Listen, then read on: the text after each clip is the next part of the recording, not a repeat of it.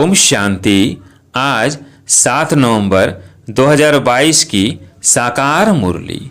आज बाबा ने कहा, मीठे बच्चे मनुष्य जो बाप को भूल दूबन अर्थात दलदल में फंसे हुए हैं, उन्हें निकालने की मेहनत करो। विचार सागर मंथन कर शव को बाप का सत्य परिचय दो। प्रश्न, गीता को किस धर्म का शास्त्र कहेंगे?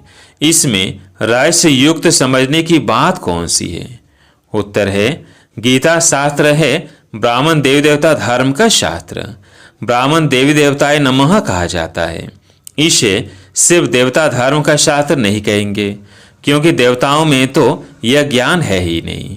ब्राह्मण यह गीता का ज्ञान सुनकर देवता बनते हैं, इसलिए ब्राह्मण देवी देवता दोनों का यह शास्त्र है। यह कोई हिंदू धर्म का शास्त्र नहीं कहा जाता। यह बहुत समझने की बातें हैं। गीता ज्ञान स्वयं निराकार शिव बाबा तुम्हें सुना रहे हैं, श्री कृष्ण नहीं। गीत है, नो हमसे जुदा होंगे। ओम शांति। बाबा बच्चों को बैठ समझाते हैं अच्छी तरह से। कौन सा बाप? पारलौकिक बाप। लौकिक बाप को इतने बच्चे नहीं होते। पारलौकिक बाप के इतने बच्चे आत्माएं हैं जो याद करते रहते हैं, हे पतित पावन सर्व के सदगति दाता ओ परम पिता परमात्मा। तो पिता कहकर पुकारते हैं।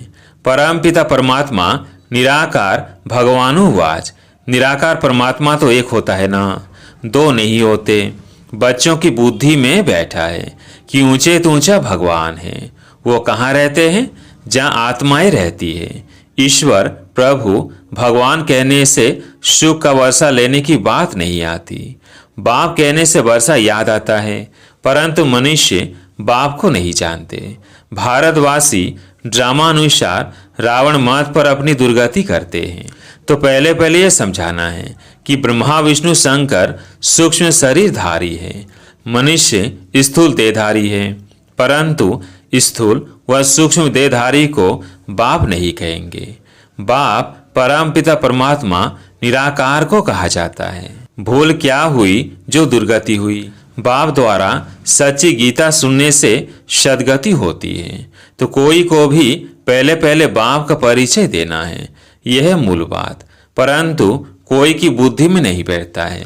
तब तो बाबा ने यह पोस्टर छपवाया है कि गीता का भगवान श्री कृष्ण बच्चा है या परम पिता परमात्मा। गीता किस धर्म का शास्त्र है? ब्राह्मण देवी देवता धर्म का कहना ठीक है। जैसे क्रिश्चियन का धर्म शास्त्र बाइबल है, ऐसे गीता को सिर्फ देवी देवता धर्म का शास्त्र नहीं कहेंगे जब तक ब्राह्मणों को न मिलाए। कहते हैं ब्राह्मण देवी देवताए नमः। बाबा ने बताया है देवताओं में ज्ञान है नहीं। वह यह भी नहीं जानते कि गीता कोई हमारे धर्म का शास्त्र है। गीता है ब्राह्मणों को। सिर्फ ब्राह्मण धर्म का भी शास्त्र गीता नहीं कहेंगे, क्योंकि बाप दोनों धर्म की स्थापना करते हैं, इसलिए दोनों धर्म का शास्त्र कहेंगे। वहाँ तो कह देते कि हिंदू धर्म का शास्त्र है, आज का भी कह देते। आर्य समाज तो दयानंद स्थापन किया है, वह भल नया धर्म है, परंतु वह कोई देवी देवता धर्म के नहीं है। मूल बात है गीता का भगवान कौन? गीता में श्री कृष्ण का नाम डाल गीता को खंडित कर दिया है, क्योंकि मेरे से बुद्धियोग टूट गया। गीता में देखो बातें कितनी बताई है और गीता पाठशाला का मान कितना है। तो अभी देवता और ब्राह्मण धर्म प्राय लोप है। पुजारी लोग कहते हैं ब्राह्मण देवी देवताए नमः। उन्हों को यह मालूम नहीं है कि ब्राह्मण देवता कैसे बने। यह बतावे कौन? बाप कहते हैं कि मैं ब्रह्मा मुख वंशावली बनाए देवता बनाता हूँ। तो गीता हो गई ब्राह्मण देवी देवता धर्म का शास्त्र। सिर्फ कहे देवता धर्म का तो लक्ष्मी नारायण में ज्ञान है नहीं, यह बात समझने की है। परंतु समझाए कौन? शिव बाबा सुनाते हैं कि रुद्र ज्ञान यज्ञ से विनाश ज्वाला प्रज्वलित हुई। कहाँ रुद्र यज्ञ, कहाँ श्री कृष्ण? फर्क है। इस ज्ञान यज्ञ के बाद फिर सतयुग में कोई मेटेरियल यज्ञ रचा नहीं जाता। अब यज्ञ रचते हैं आफत मिटाने के लिए। वहाँ कोई आफत होती ही नहीं जो यह यज्ञ रचना पड़े। गीता में रुद्र यज्ञ का भी लिखा है और यह भी लिखा है कि भगवानुवाच, तो गीता में सच है आटे में नमक जितना, बाकी सब झूठ है। अब यह विचार सागर मंथन शिव बाबा नहीं करेंगे, ब्रह्मा और ब्रह्मा कुमार कुमारियों को करना है। इस समय मनुष्य तो एकदम दुबन में फंसे हुए हैं।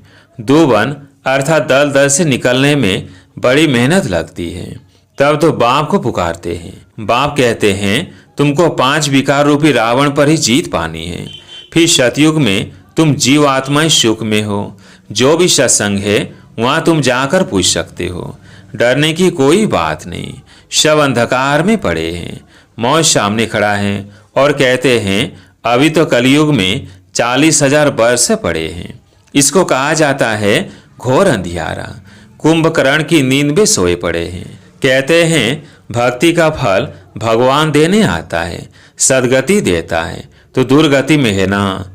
गीता में अगर शिव परमात्मा का नाम होता तो उसको सब मानते। तो ब्रह्म निराकार ने राजयोग सिखाया था। युद्ध के मैदान की कोई बात नहीं है। युद्ध के मैदान में इतना बड़ा ज्ञान कैसे देंगे? राजयोग कैसे सिखाएंगे? मुख्य धर्म 4 है, धर्मशास्त्र भी 4 है। अभी तो अनेक धर्म, अनेक शास्त्र, अनेक चित्र है। अब बच्चों की बुद्धि में बैठा है कि ऊंचे तो ऊंचा है शिव बाबा, फिर नीचे आओ तो ब्रह्मा विष्णु शंकर, फिर साकार में लक्ष्मी नारायण, फिर उनकी डिनास्टी संगम पर ब्रह्मा सरस्वती। बस रुद्र यज्ञ जब रचते हैं तो शिव का लिंग बनाए पूजा कर फिर डुबो देते हैं। देवियों की भी पूजा कर फिर डुबो देते हैं। तो गुड्डे गुड्डियों की पूजा हो गई ना, क्योंकि उनका ऑक्यूपेशन कोई नहीं जानते। उनकी महिमा है पतित पावन। तो कैसे पाप आत्माओं को पावन बनाते हैं। अभी तो तुमको जाकर जगाना है, अर्थात बाप का परिचय देना है। बाप को जानते नहीं, सिर्फ पैसा कमाते, कथा सुनाते रहते हैं। इससे क्या हुआ? तुम विद्युत मंडली में भी जाकर समझाओ। इस लड़ाई में मरना तो सबको जरूर है।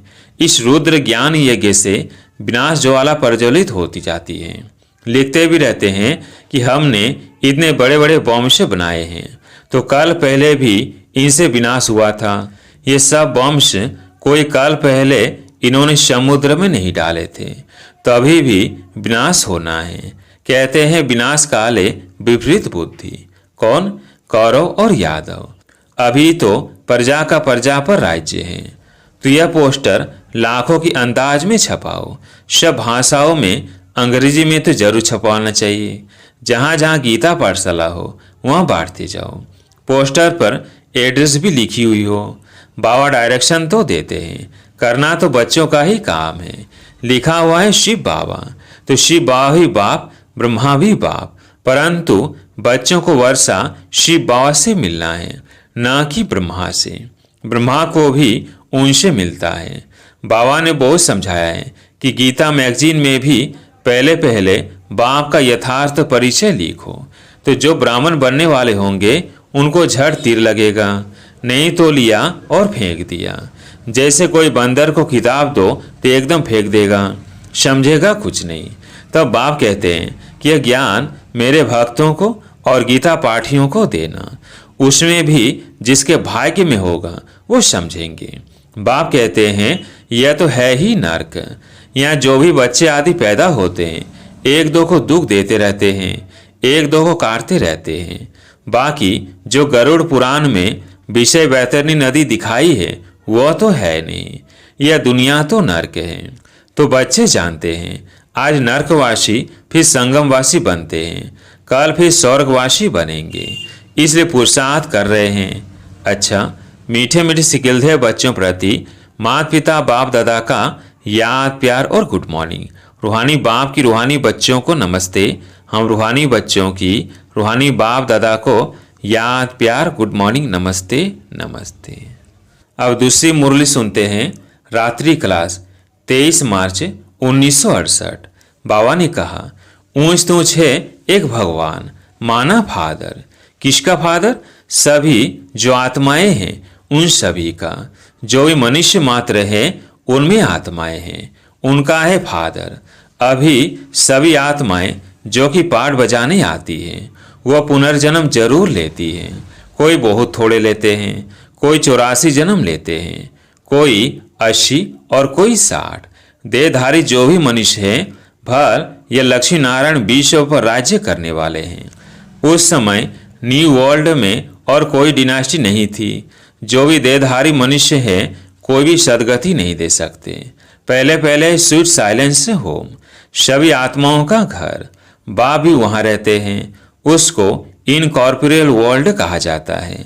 बाप ऊंच तो ऊंच, फिर रहने का स्थान भी ऊंच से ऊंच है। बाप कहते हैं मैं ऊंच से ऊंच हूँ, मुझे भी आना पड़ता है। सभी मुझे पुकारते हैं, जो भी मनुष्य मात्र है पुनर्जन्म जरूर लेना ही है। सिर्फ एक बाप ही नहीं लेते हैं, पुनर्जन्म तो सभी को लेना ही है। कोई भी धर्म स्थापक हो, बुद्ध अवतार कहते हैं ना, बाप को भी अवतार कहते हैं, उनको भी आना पड़ता है। अभी सभी आत्माएं यहाँ मौजूद हैं, वापस कोई भी जा नहीं सकते। पुनर्जन्म लेते हैं तब तो वृद्धि होती है ना। पुनर्जन्म लेते लेते इस समय सभी तमो प्रधान हैं। बाप ही आकर नॉलेज देते हैं। बाप ही नॉलेजफुल हैं। आदि मध्य अंत की नॉलेज उनमें है। उनको ही नॉलेजफुल ब्लिसफुल कहा जाता है, पीसफुल एवर प्योर। बाकी मनुष्य मात्र प्योर इम्प्योर बनते हैं। यह लक्ष्मी नारायण डीटी डिनास्टी के फर्स्ट हैं। इनको ही पूरे 84 जन्म लेने पड़ते हैं। पुनर्जन्म यहीं लेते हैं। फिर अंत में बाप आकर शव को पवित्र बनाकर साथ में ले जाते हैं। बाप को ही लिबरेटर कहा जाता है। इस समय सभी धर्म स्थापक यहाँ हाजिर हैं। बाकी थोड़े हैं जो आते रहते हैं, वृद्धि होती रहती है। सर्व का सदगति दाता एक ही बाप है। शांति धाम व सुख धाम का मालिक बनाते हैं। तुम ही पूरे 84 जन्म लेते हो। तुम जो पहले आए थे वही पहले आएंगे। क्राइस्ट फिर अपने समय पर आएंगे। क्राइस्ट में यह ताकत नहीं जो किसको वापस ले जाए। वापस ले जाने की ताकत एक बाप में ही है। इस समय है रावण राज्य। आसुरी राज्य 84 जन्मों में विकार पूरे प्रवेश कर लेते हैं। बाप कहते हैं तुम डीटी दुनिया के मालिक थे, फिर रावण राज्य में तुम विकारी बन पड़े हो। पुनर्जन्म सभी को जरूर लेना पड़ता है। धर्म स्थापन कर वापस चला जाए ये हो नहीं सकता। उनको पालना जरूर करनी है। गाया जाता है ब्रह्मा द्वारा नई दुनिया की स्थापना, पुरानी दुनिया का विनाश। नई दुनिया में एक ही धर्म, एक ही डीटी डिनास्टी थी। अब वो है नहीं, सिर्फ चित्र है और सभी धर्म मौजूद है शिवा एक गॉड फादर के। जो भी देहधारी है पुनर्जन्म जरूर लेते हैं। भारत है अविनाशी खंड। यह कब विनाश नहीं होता, अविनाशी है।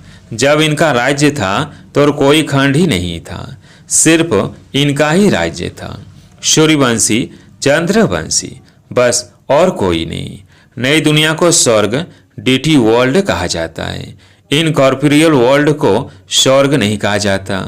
वह स्वीट साइलेंस होम, निर्वाण धाम। आत्मा को ज्ञान शिवाय परमपिता परमात्मा के और कोई दे नहीं सकता। आत्मा बहुत छोटी बिंदी है। सभी आत्माओं का फादर है सुप्रीम सोल। उनको सुप्रीम फादर कहा जाता है। वह का पुनर्जन्म में नहीं आ सकते हैं। इस समय नाटक की पिछाड़ी है। ये सारी दुनिया स्टेज है, इसमें खेल चल रहा है। इनकी ड्यूरेशन है 5000 वर्ष। यह है पुरुषोत्तम संगम युग, जबकि बाप आकर सभी को उत्तम से उत्तम बनाते हैं। आत्मा अविनाशी ही है। यह ड्रामा भी अविनाशी है, बना बनाया खेल है। जो पास हो गए फिर उसी समय पर आएंगे। पहले पहले ये आए थे। लक्ष्मी नारायण अभी नहीं है। सच्चा सच्चा सत का संग यह है। अच्छा, मीठे मीठे रूहानी बच्चों को रूहानी बाप व दादा का याद प्यार गुड नाइट। ओम शांति। धारणा के लिए मुख्य सार। पहला पॉइंट है विचार सागर मंथन कर मनुष्यों को दुबन अर्थात दल दल से निकालना है। जो कुंभकर्ण की नींद में सोए हुए हैं उन्हों को जगाना है। दूसरा पॉइंट, सूक्ष्म अथवा स्थूल देहधारियों से बुद्धि योग निकाल एक निराकार बाप को याद करना है। सबका बुद्धि योग एक बाप से जुटाना है। आज प्यारे मीठे बाबा का वरदान है, सच्चे वैष्णव बन पवित्रता की श्रेष्ठ स्थिति का अनुभव करने वाले संपूर्ण पवित्र भव। सच्चे वैष्णव बन पवित्रता की श्रेष्ठ स्थिति का अनुभव करने वाले संपूर्ण पवित्र भव। संपूर्ण पवित्रता की परिभाषा बहुत श्रेष्ठ और सहज है। संपूर्ण पवित्रता का अर्थ है स्वप्न मात्र भी अपवित्रता मन और बुद्धि को टच नहीं करें। इसी को कहा जाता है सच्चे वैष्णव।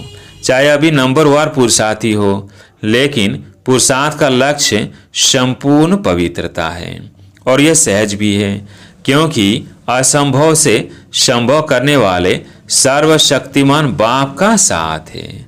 आज के स्लोगन है, सहज योगी वह है जो हठ व मेहनत करने के बजाय रमणीकता से पुरुषार्थ करे। सहज योगी वह है जो हठ व मेहनत करने के बजाय रमणीकता से पुरुषार्थ करे। अच्छा, ओम शांति।